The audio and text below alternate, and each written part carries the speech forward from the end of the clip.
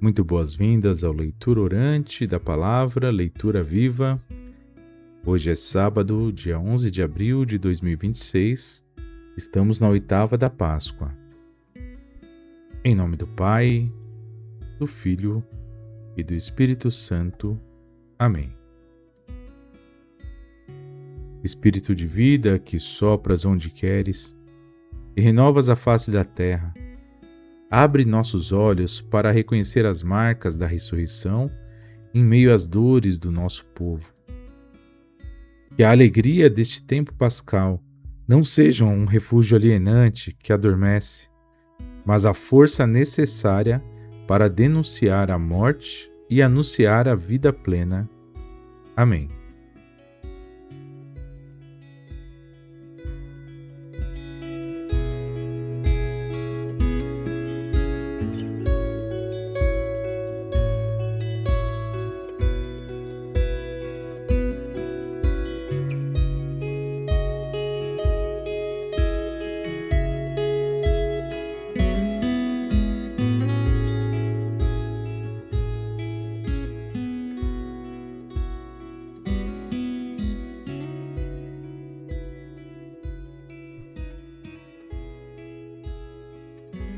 Quanto a nós, não nos podemos calar sobre o que vimos e ouvimos. Leitura dos Atos dos Apóstolos. Naqueles dias, os chefes dos sacerdotes, os anciãos e os escribas ficaram admirados ao ver a coragem de Pedro e João, pois sabiam que eram homens simples e sem instrução. Reconheciam neles os companheiros de Jesus. E como viam ali de pé, junto deles, o homem que tinha sido curado, não podiam dizer nada em contrário. Mandaram que saísse para fora do sinédrio e começaram a discutir entre si. O que vamos fazer com esses homens? Eles realizaram um milagre claríssimo, que todos os habitantes de Jerusalém conhecem e que não podemos negar. Mas, para que a coisa não se espalhe ainda mais entre o povo, vamos ameaçá-los, para que não falem mais a ninguém em nome de Jesus. Chamaram-nos de novo e ordenaram-lhes que de modo algum falassem ou ensinassem em nome de Jesus. Pedro e João responderam: julgai vós mesmos ser justo diante de Deus, que obedeçamos a vós e não Deus. Quanto a nós, não podemos deixar de falar sobre o que vimos e ouvimos. Insistindo em suas ameaças, libertaram-nos, pois não encontraram maneiras de castigá-los, por causa do povo, pois todos glorificaram a Deus pelo que havia acontecido. Palavra do Senhor.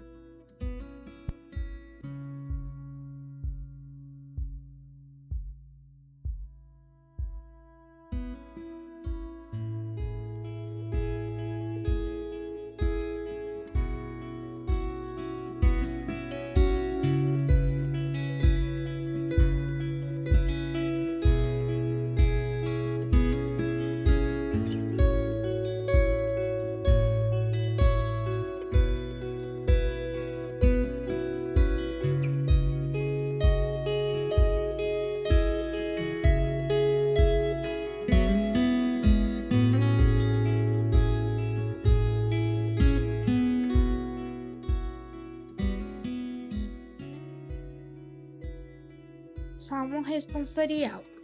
Dou-vos graças, ó Senhor, porque me ouvistes.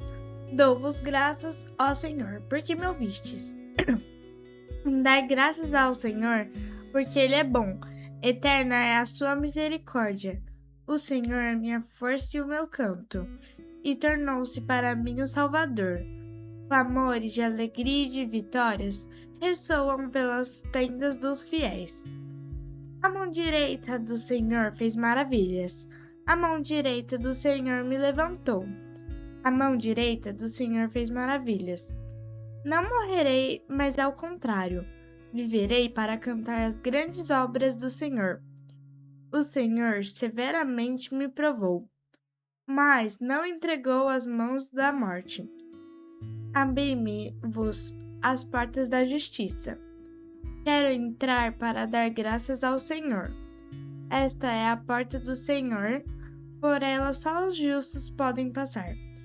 Dou-vos graças, ó Senhor, porque me ouvistes e fostes para mim o Salvador.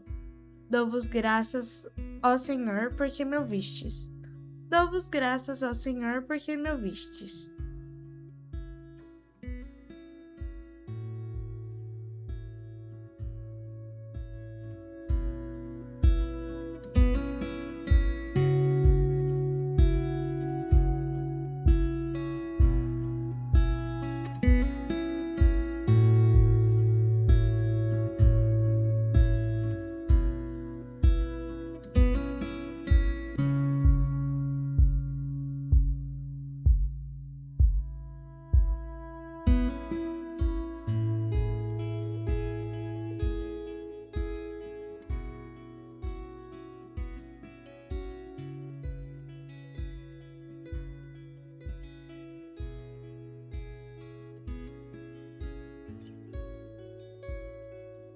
Ide pelo mundo inteiro e anunciai o Evangelho. Proclamação do Evangelho de Jesus Cristo segundo Marcos. Jesus ressuscitou na madrugada do primeiro dia da semana e apareceu primeiro a Maria Madalena, da qual havia expulso 7 demônios. Ela foi anunciar isso aos seguidores de Jesus, que estavam em luto e chorando. Quando ouviram que ele estava vivo e que ela o tinha visto, não acreditaram. Depois disso, Jesus apareceu a 2 deles, com outra aparência, enquanto estavam a caminho do campo. Eles foram anunciar isso aos outros, mas também nestes não acreditaram. Por fim, Jesus apareceu aos 11 discípulos enquanto estavam comendo e repreendeu-os por sua falta de fé e pela dureza de coração, porque não tinham acreditado naqueles que o tinham visto ressuscitado. E disse-lhes: Ide por todo o mundo e pregai o Evangelho a toda criatura. Palavra da salvação.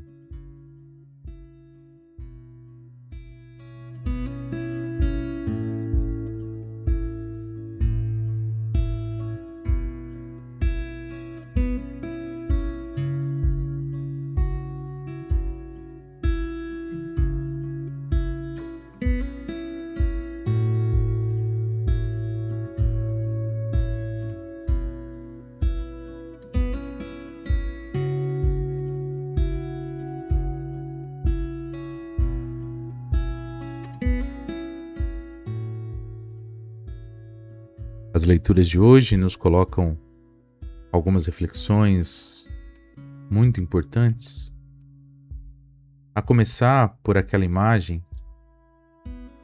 Eu voltarei aqui, é muito importante nós vermos a imagem do Salmo. Essas são as portas da justiça e esse escrito em cima dela, em hebraico, é muito importante para nós nessa liturgia de hoje e não poderia deixar passar batido.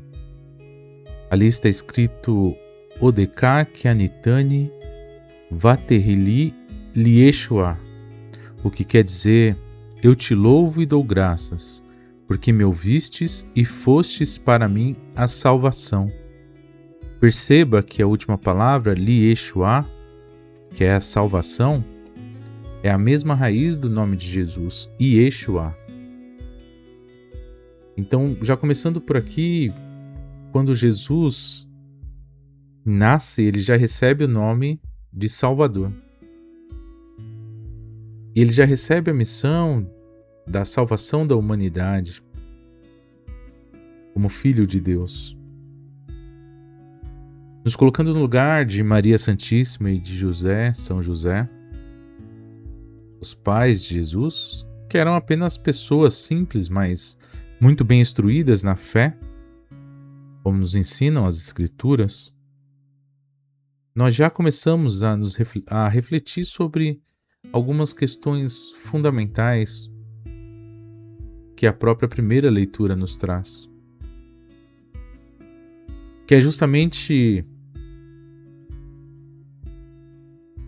agregar a missão ou assumir a missão da construção do reino de Deus em nome de Jesus.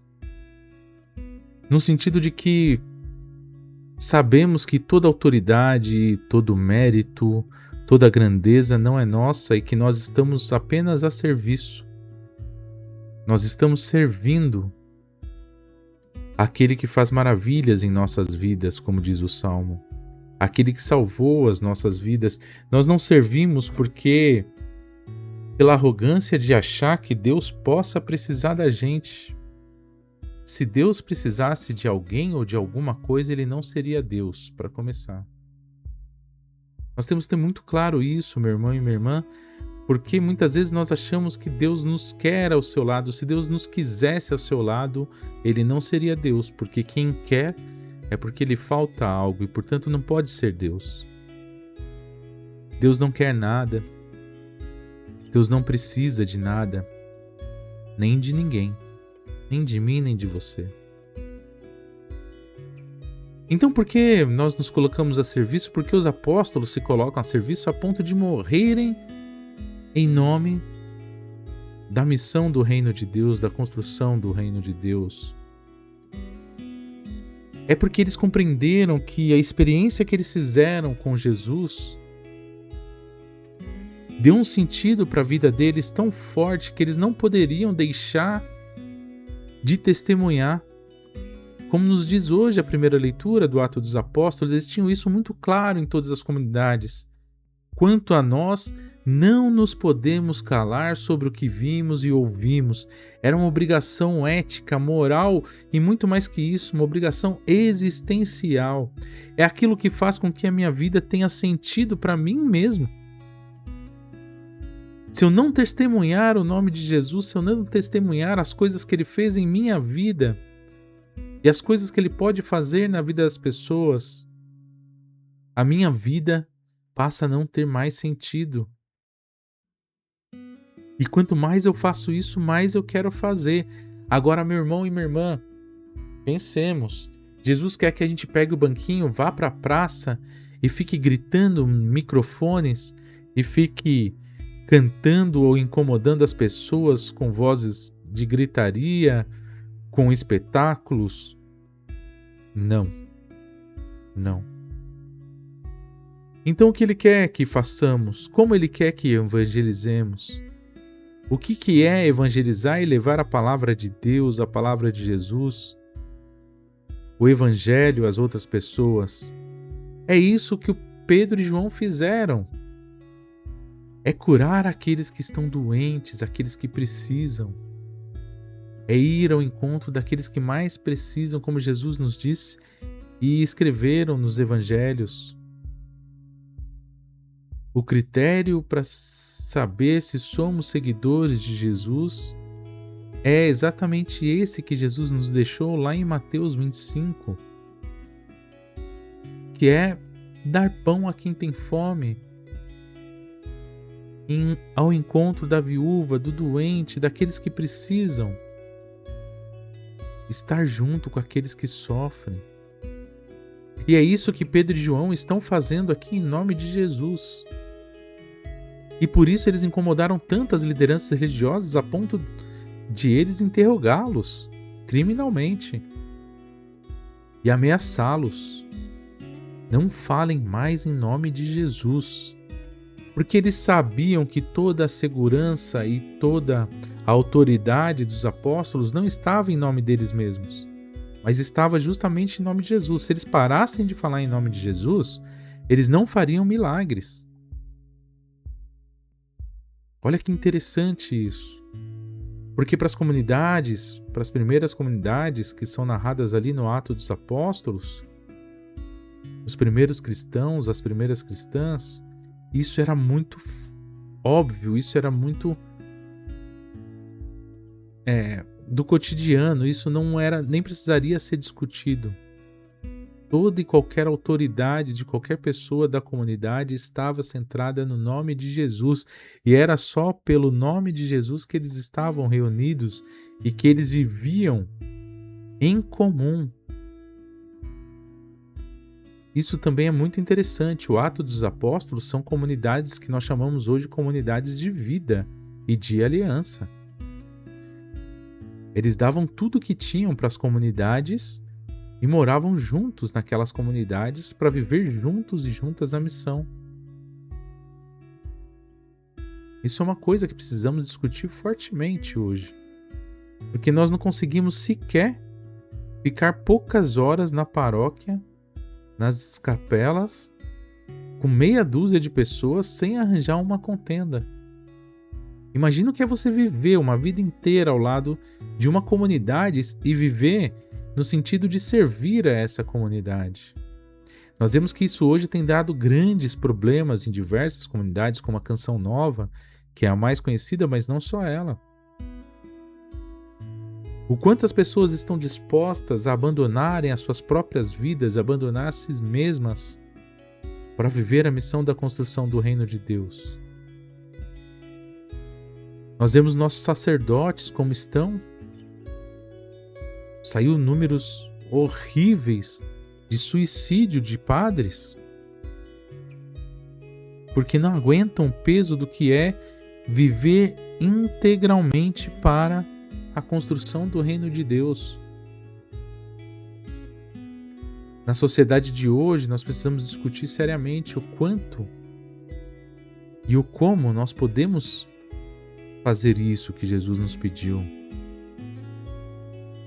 E o quanto nós conseguimos fazer isso de uma forma que exige o próprio Evangelho, uma forma que dê sentido às nossas vidas e nós nos sintamos contemplados pela graça de Deus e por tua glória.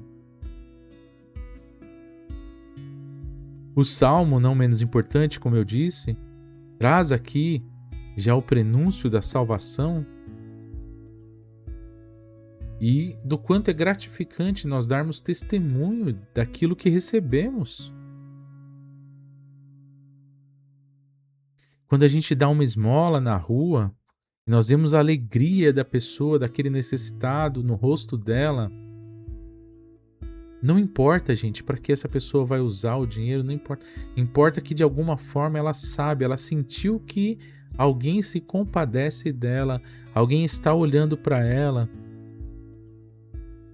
Pode ser que muitas pessoas, a partir de uma esmola, a partir de uma compra de uma bala no semáforo, a partir de uma marmitex entregada, uma roupa, pode ser que a partir disso essa pessoa comece a refletir melhor e dizer, poxa, o mundo ainda não está tão perdido assim. Uma pessoa em situação de rua, pode ser que a partir de um ato de solidariedade ela resolva se restabelecer em sua família, na sociedade, não sei. E mesmo que isso não ocorra, de qualquer forma, um ato de solidariedade vai mostrar a presença de Deus ali. É por isso que nosso testemunho é muito importante.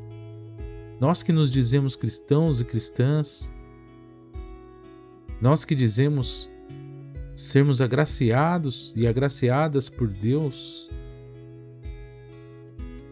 nós que dizemos estarmos prontos e prontas para entrar na porta da justiça,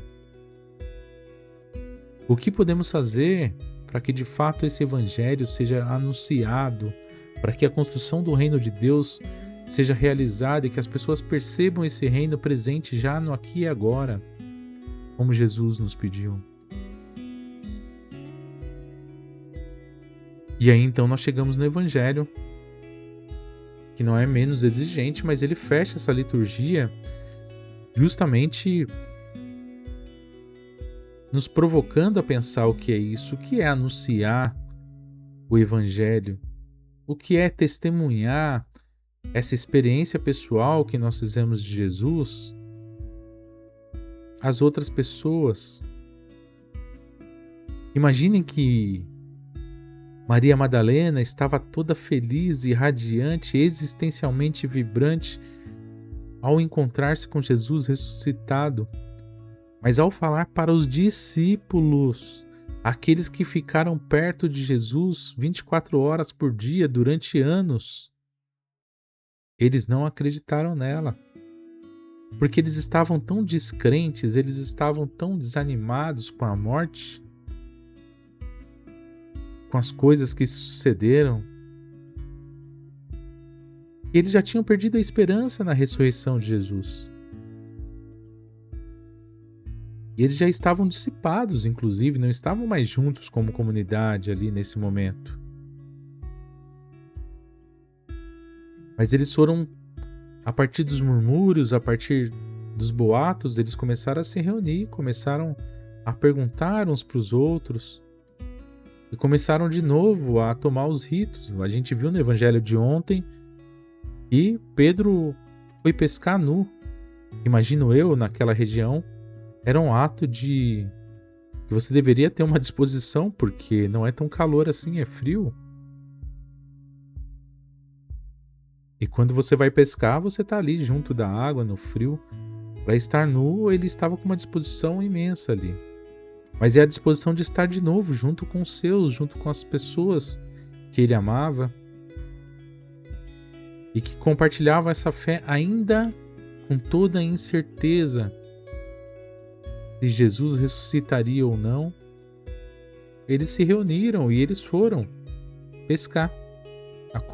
Uma das coisas que mais gostavam de fazer. E ali Maria Madalena, com certeza, pode ter passado por uma tristeza inicial, mas ela começou a ouvir também o relato dos outros, aqueles que vieram de Emaús, e depois Jesus apareceu a todos eles. Imaginem também a alegria que veio depois da tristeza dela. Pode ser que naquele momento de tristeza ela tenha pensado: eu vou largar esses derrotados, esses chorões. Que falta de fé que eles têm. Vou abandoná-los e vou sair anunciando a palavra de Deus. Mas ela não fez isso. Ela foi paciente. Ela deve ter respirado, contado até 10 e aguardado o tempo de cada um. Porque a dificuldade era muito grande. E ela sabia que cada um estava passando por um momento muito difícil, a depender do seu coração. Cada um estava sentindo de uma forma diferente. Então ela teve a sabedoria de esperar, de aguardar junto deles. A grande discípula. E depois é claro que, vendo Jesus e reconhecendo Jesus no partir do pão, eles se sentiram impelidos, e era aquilo que precisava para que eles de fato entendessem todo o mistério pascal, todo o mistério da morte e ressurreição do Senhor, e se colocassem totalmente a serviço da construção do reino de Deus. Imaginem vocês que algumas pessoas pudessem ali dizer: não, mesmo que ele tenha ressuscitado, eu não vou dar minha vida, porque eu não sei se eu vou ressuscitar. E se eu continuar falando em nome dele, eu vou morrer como ele morreu. Agora eu não sou filho de Deus como ele é. Mas não, cada um deles morreu como Jesus morreu, ou de formas até parecidas e piores. Mas eles não desanimaram por causa disso, eles sabiam que o fim seria esse. E eles colocaram nisso o sentido das suas vidas e continuaram anunciando e fazendo milagres por onde passavam. Meu irmão e minha irmã, que a gente possa nos perguntar sinceramente o que Jesus quer de nós, o que Jesus quer de nossas comunidades, como nós somos capazes de hoje tomar essas palavras do Evangelho para a nossa vida e colocá-las a serviço da construção do reino de Deus. Que o Espírito Santo de Deus nos anime, que o Espírito de Jesus esteja conosco, que nós consigamos imitar os feitos de nosso Mestre, anunciar esses feitos, dar testemunho deles e transformar as nossas vidas e as vidas das pessoas que nós amamos e principalmente daquelas que mais precisam. Jesus, Mestre da Paz, sopra sobre nós a tua parresia, que é a coragem da verdade, para que não tenhamos medo de falar a verdade e de lutar pelo teu reino. Que a nossa vida seja um milagre claríssimo de solidariedade. Maria, mãe da esperança e primeira testemunha da alegria, roga por nós, para que sejamos pés e mãos da ressurreição no mundo. E uma coisa que nós podemos ter a certeza é que Jesus não quer que nós carreguemos um fardo. Jesus não quer que nós testemunhemos, porque por alguma obrigação, como eu disse, não temos obrigação alguma. Jesus não impõe obrigação alguma de darmos esse testemunho de sua palavra, de teu evangelho, de nos comprometermos com a construção do reino. Isso ele deixou muito claro. E Deus não precisa da gente para isso.